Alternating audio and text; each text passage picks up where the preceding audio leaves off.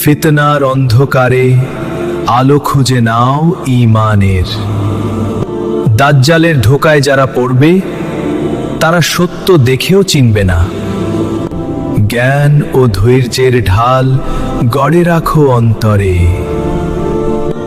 কারণ দাজ্জাল আসবে চমক আর প্রতারণার রূপে মানুষের অন্তর পরীক্ষা নিতে। দাজ্জালের ফিতনা হবে পাহাড়সম মহা পরীক্ষার মতো। ঈমানের শক্তি নরম হলে পথভ্রষ্ট করা হবে সহজে।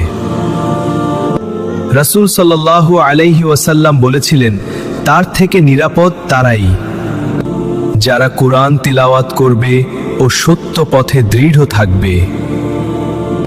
সূরা কাহফ পাঠে মহান নিরাপত্তার কথা এসেছে। প্রতি জুমায় এর কয়েক আয়াত হলে দাজ্জালের ক্ষতি ছুঁতে পারবে না। যে দুনিয়ার সাজে ডুবে যাবে তার চোখেই দাজ্জালের সৌন্দর্য ভ্রম হবে, অথচ মুমিন চিনবে তাকে সত্যের আলোয়। দাজ্জাল দেখাবে জান্নাত, কিন্তু সেটাই আসলে জাহান্নামের আগুন। মুমিনের দৃষ্টি দেখবে হকের বিপরীত মুখোশ।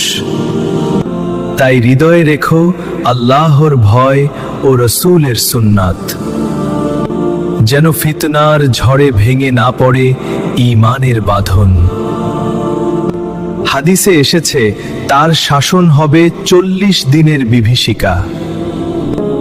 প্রথম দিন হবে 1 বছরের মতো দীর্ঘ ও ভয়াবহ। যে আল্লাহর উপর ভরসা রাখে তাকে দুনিয়ার কোনো ফিতনা টলাতে পারবে না। দাজ্জালও নয়, প্রতিশ্রুতি কুরআন ও সুন্নাহর। যে জানে সত্য সে বাঁচে পরীক্ষার ভিড়ে অবিচল হয়ে। দাজ্জালের প্রতারণা ডুবাতে পারে না সে হৃদয় যেথায় আল্লাহর ভয় রয়।